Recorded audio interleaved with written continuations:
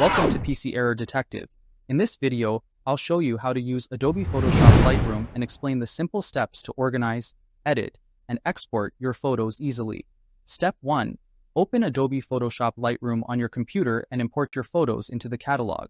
The catalog is Lightroom's database that keeps track of all your images without moving the original files.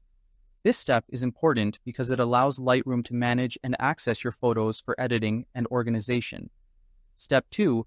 Go to the Library module and organize your photos using metadata tools. Here you can add keywords, flags, color labels, and star ratings to your images. These tools help you quickly sort, search, and manage large photo collections later. Step 3. Select the photo you want to edit and switch to the Develop module. The Develop module is where Lightroom provides advanced editing controls.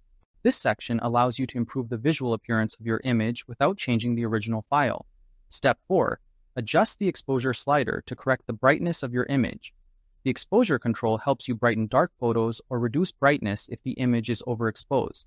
Proper exposure adjustment is important for achieving balanced lighting in your photo.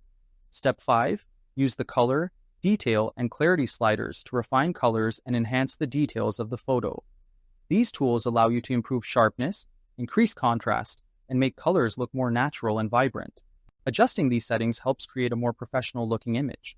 Step 6. Export the edited image to apply all the changes and save the final photo to your computer.